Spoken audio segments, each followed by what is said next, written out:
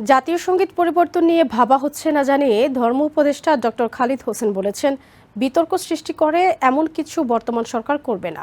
শনিবার রাজশাহীতে এক সুধী সমাবেশে অংশ নিয়ে ধর্ম উপদেষ্টা জানান, সংস্কারের পর দেশে স্থিতিশীলতা ফিরিয়ে এনে সুষ্ঠু ও গ্রহণযোগ্য নির্বাচন আয়োজনের লক্ষ্যে কাজ করছে অন্তর্বর্তীকালীন সরকার। জাতীয় তথ্য বাতায়নে বলা হয়েছে, আমার সোনার বাংলা গানটি বিংশ শতাব্দীর প্রথম 2 দশকে স্বদেশী আন্দোলনের সময় অত্যন্ত জনপ্রিয় ছিল। 1971 সালে মুক্তিযুদ্ধের আগে গানটির পুনরুজ্জীবন ঘটে। মুজিবনগর সরকার এই গানকে বাংলাদেশের জাতীয় সঙ্গীত হিসেবে স্বীকৃতি দেয় এবং মুক্তিযুদ্ধ চলাকালে গানটি স্বাধীন বাংলা বেতার কেন্দ্র থেকে নিয়মিত পরিবেশিত হতো।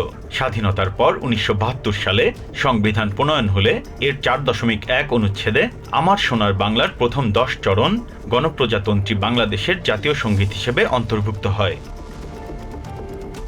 গত 5 আগস্ট ছাত্র জনতার গণ আন্দোলনের মুখে আওয়ামী লীগ সরকারের পতনের পর বিভিন্ন ক্ষেত্রে সংস্কারের দাবি ওঠে।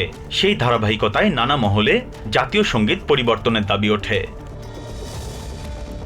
এমন পরিস্থিতিতে শনিবার দুপুরে রাজশাহীতে ইসলামিক ফাউন্ডেশন পরিদর্শন ও সুধী সমাবেশে যোগদান শেষে জাতীয় সঙ্গীত পরিবর্তন ইস্যুতে ধর্ম উপদেষ্টা ডক্টর খালিদ হোসেন বলেন, বিতর্ক সৃষ্টি হয় এমন কিছু করবে না অন্তর্বর্তী সরকার। রাজনৈতিক স্থিতিশীলতা ফিরিয়ে এনে গ্রহণযোগ্য নির্বাচন করাই সরকারের প্রধান লক্ষ্য বলেও জানান তিনি।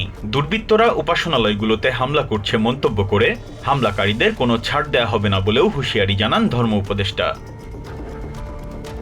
Biprajit Chanda, TVN 24 news desk.